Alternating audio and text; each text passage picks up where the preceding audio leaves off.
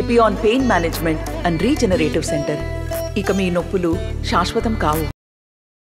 నేను కన్నందుకు, నేను పుట్టినందుకు ఏదో ఒకటి చేయాలి కదా, మన బతుకులు బాగాలేవు కాబట్టి అది నేను డిసైడ్ అయినా.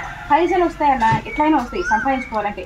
దొంగ సంపాదించుకుంటాడు, మంచోడు సంపాదించుకుంటాడు. కానీ మనం ఎట్లా సంపాదిస్తున్నాం అనేది కదా మనకు కావాలి. ఇప్పుడు ఉట్టి చేతులతో వచ్చినాం, చచ్చిపోతే ఉట్టి చేతులతో పోతాం. ఈ లక్షల రూపాయలు, ఈ కోట్లు, ఈ ఆడంబరాలు, ఈ కార్లు, బిల్డింగ్లు ఏం తీసుకుపోం. ఏదో నడుస్తేందుకు చిన్న కారు ఉంటే చాలు, కానీ దానికి కోట్ల రూపాయలు మందు కడుపులు కొట్టి, మందు నోర్లు కొట్టి సంపాదించి చేయగల అవసరం అయితే లేదు. మీ అందరు నేను 2 చేతులు ఎత్తి ఏం చెప్తున్నా నా ఒక్కదాన్ని కాదు, వాళ్ళ డాక్టర్ని ఇమీడియట్ గా పెట్టాలి, ఫస్ట్ ఎయిడ్ కిట్ మొత్తం పెట్టాలి. ఇంత రాకపోయినా కూడా వాళ్ళే ఐస్మెంట్ రాసి కట్టుకట్టేటట్టు రూల్ ఉంది. మనం అడుగుతలేము కాబట్టి, మనకు తెలివితేటలు లేవు కాబట్టి వాళ్ళు మన తలకాయలు ఎక్కి తాండవం చేస్తారు. ఖచ్చితంగా అడగాలి, నాకు కావాలి. మన బతుకులు మారుకోవాలి.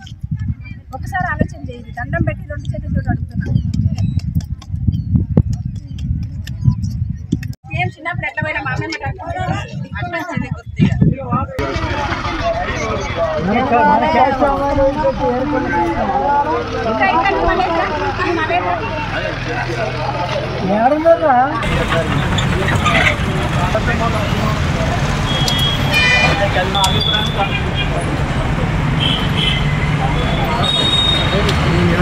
వాళ్ళ డాక్టర్ని ఇమీడియట్ గా పెట్టాలి, ఫస్ట్ ఎయిడ్ కిట్ మొత్తం పెట్టాలి. ఇంత రాకపోయినా కూడా వాళ్ళే ఐస్మెంట్ రాసి కట్టుకట్టేటట్టు రూల్ ఉంది. మనం అడుగుతలేము కాబట్టి, మనకు తెలివితేటలు లేవు కాబట్టి వాళ్ళు మన తలకాయలు ఎక్కి తాండవం చేస్తారు. ఖచ్చితంగా అడగాలి. అంటే జ్ఞానం వర్తిల్లాలి అని అర్థం. నమస్తే అంటే నాకు అది లేదు అని చెప్పుకోవడం. అందుకని మన వెనుకబడిన కులాల వాళ్ళు ఎవరైతే ఉన్నారో ఇన్ని సంవత్సరాలు మనం ఎవరెవరికో ఓట్లేసి పెద్ద పెద్ద అగ్రకుల నాయకులను మనం గెలిపించినా కూడా ఇంతవరకు మన బ్రతుకులు ఏం మారలేదు.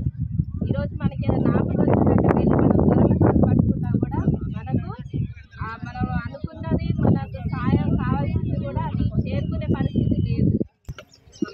వాళ్ళు ఉన్నోళ్ళు మాత్రమే చూసుకుంటున్నారు కానీ మనలాంటి పేదవాళ్ళని పట్టించుకునే వాళ్ళు ఎవరు లేరు. ఎన్ని సంవత్సరాలు మీరు ఎంతో మందికి ఓట్లేసి ఎన్నో మంది అయినా మన బతుకు మారలేదు. ఒక్కసారి ఏను గుర్తుకు ఓటేయండి.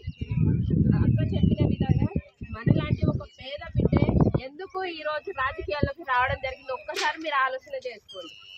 మనలాంటి ఎంతో మంది పేద బిడ్డలు కూడా ఇలానే కృంగిపోతున్నారు.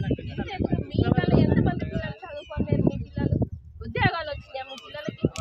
అట్లనే మీ పిల్లల్లాగానే తను కూడా మేడం కూడా ఆలోచించి తను కూడా ఒక స్టెప్ వేయడం జరిగిందప్ప. వాళ్ళ పైసలు ఉన్నాయని కాదు, వాళ్ళ పేరెంట్స్ కూడా, వాళ్ళ తల్లిదండ్రులు కూడా మీలా పని చేసుకునే వాళ్ళే అని చెప్తున్నారు. వాళ్ళు ఈరోజు ఎందుకు రావడం జరిగింది ఒక్కసారి ఆలోచన చేసి ఓటేసి గెలిపించుకోండి. మన రాజ్యాంగ గారు నమస్తే అండి. ఇది వ్యాపారం గురించి కాదు, ఓటు గురించి. ఎన్నికల్లో ఓటు వేయడం మన హక్కు మాత్రమే కాదు, కర్తవ్యం. ఎంతో మంది మహా నేతలు శ్రమించి ప్రాణత్యాగం చేసి ఈ అవకాశాన్ని మనకిప్పించారు. అందరూ ఓటు వేద్దాం. ఎందుకంటే ఓటు హక్కు ఊరికే రాదు. నా ఓటు ఎవరికో తెలుసా? అది సీక్రెట్ అండి.